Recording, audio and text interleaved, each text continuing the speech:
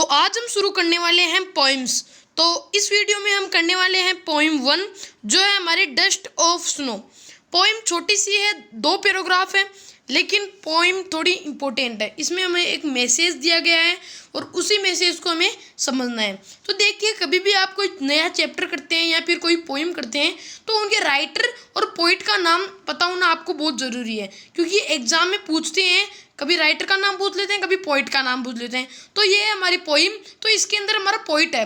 तो जो हमारा पोइट कौन है इसके अंदर, पोइट का नाम है रॉबर्ट फ्रॉस्ट। रॉबर्ट फ्रॉस्ट एक बहुत ही फेमस राइटर भी है और पोइटर भी है। तो इसके अंदर हमारा पोइट है रॉबर्ट फ्रॉस्ट। तो आपको ये याद रखना है कि हमारी पोइट है डस्ट ऑफ स्नो, जो हमारी पोइम है उसकी रॉबर्ट फ्रॉस्ट। तो शुरू करते हैं हम पोइम को रीड करना और फिर समझाऊंगा आपको। पहले पढ़ लेते हैं हम फर्स्ट पैराग्राफ। तो फर्स्ट पैराग्राफ में हमें क्या कहा गया है कि the way A crow snoop down on me the dust of snow from a hemlock tree. तो ये है हमारा फर्स्ट पैराग्राफ। इसमें क्या कहा गया है कि जो हमारे पोइट है इसके रॉबर्ट फ्रॉस्ट, वो एक दिन बहुत ही सैड मूड में थे, यानी वो बहुत ही दुखी थे। तो वो एक पेड़ है हेमलॉक ट्री। हेमलॉक ट्री क्या होता है?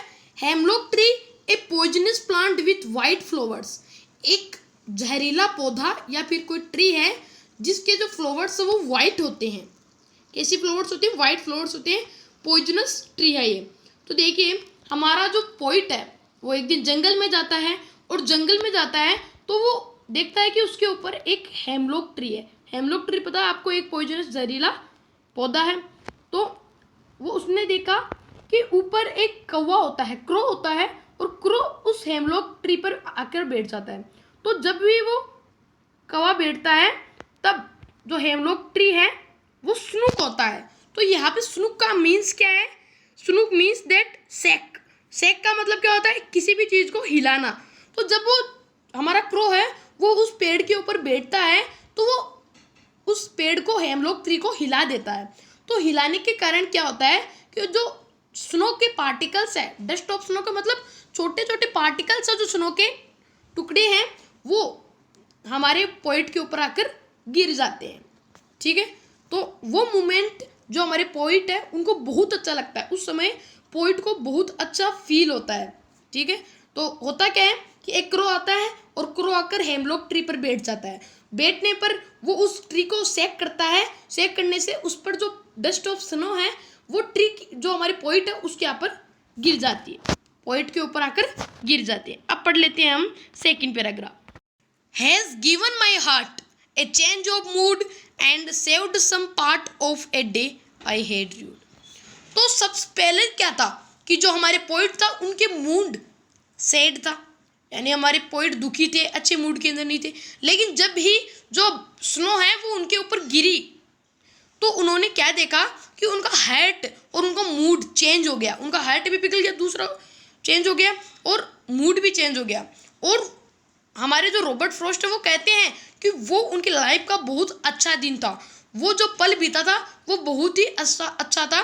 तो फिर उन्हें पछतावा होता है, र्यूड। यहाँ पर एक हमारा हार्ड मीनिंग आया है र्यूड। तो र्यूड का मीनिंग क्या होता है? र्यूड का मतलब यहाँ पर है held in regret. Held in regret मतलब पछतावा। उनको फिर पछतावा होता है। पछतावा क्यों होता है? क्योंकि आप जानते होंगे हमारा यहाँ पर 2 मीनिंग दी हुई है हमें। एक तो हमारा क्रो और एक हेमलॉक ट्री। ये दोनों ही नेगेटिव थिंग दर्शाते हैं, यानी कि हमारा जो क्रो है उसे अशुभ माना जाता है। नेगेटिविटी रखते हैं क्रो के प्रति, यानी उसे अशुभ माना जाता है कि कोई अगर क्रो को देख लेता है तो उसका दिन खराब जाता है, ऐसा माना जाता है। ऐसी थिंकिंग होती है लोगों की। तो क्रो को हमारा नेगेटिविटी दी गई है, यानी वो उसे अशुभ माना गया है। और जो हेमलॉक ट्री है वो जहरीला ट्री है, यानी कि उसके फ्लावर्स वाइट होते हैं लेकिन वो जहरीला ट्री है, तो उसे भी अशुभ माना गया है। तो हमारे जो रॉबर्ट फ्रॉस्ट है, नहीं हमारे पोइट है, वो ये कहना चाहते हैं कि हमारे आसपास सोसाइटी के अंदर जो नेगेटिविटी रखते हैं किसी भी चीज़ के लिए वो गलत है। श्रद्धा बोल सकते हैं हम, अंधश्रद्धा। तो अंधश्रद्धा का मेरे किसी भी चीज़ के लिए गलत है, क्योंकि आज पोइट का मूड खराब था लेकिन उस क्रो ने और हेमलॉक ट्री ने पोइट के मूड को अच्छा कर दिया।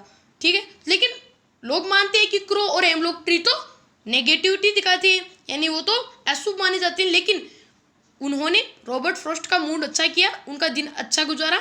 तो कहते हैं हमारे रॉबर्ट फ्रॉस्ट कि हमें हमेशा हमारा माइंड पॉजिटिव थिंकिंग के लिए रखना चाहिए। हमेशा हमें पॉजिटिव सोचना चाहिए, कभी भी नेगेटिव नहीं सोचना चाहिए। पॉजिटिव की सोचना, सकारात्मक सोच रखनी चाहिए हमें किसी भी थिंग्स के प्रति। सकारात्मकता रखनी चाहिए किसी भी चीज़ के लिए। सकारात्मक किसी हमें किसी भी चीज़, मतलब कोई चीज़ हो रही है तो उसे ऐसा होना चाहिए कि वो होएगी। किसी भी चीज़ के लिए नेगेटिविटी नहीं रखनी चाहिए, अंधश्रद्धा नहीं रखनी चाहिए, ठीक है। हमेशा हमें पॉजिटिव सोचना चाहिए, थिंक को अपनी सकारात्मक रखना चाहिए। तो ये था अपना पॉइंट का जो पूरा थिंकिंग थी वो बताएगी इसमें। तो हमारा पॉइंट कौन है? रॉबर्ट फ्रॉस्ट, ये बात याद रखना। और मैंने आपको पूरा एक्सप्लेन कर लिए, छोटी सी पोएम थी लेकिन मैं समझाते थोड़ा बड़ा हो गया अपना, तो कोई बात नहीं। अगली पोएम आएगी अपनी फायर एंड आइस है, वो करवाऊंगा मैं आपको। तो क्लियर है? तो ये पोएम भी अपनी क्लियर हो जाती है। अगर अच्छी लगी पोएम्स, पसंद आई आपको, तो चैनल को सब्सक्राइब कर दीजिए, वीडियो को लाइक भी कर दीजिए, और thanks for watching my video share करना भूलिए। ओके, तो अगर कोई दूसरी पोएम आपको चाहिए तो मुझे कमेंट के अंदर बताइए, मैं ज़रूर करवाऊँगा आपको। ओके, सो बाय बाय।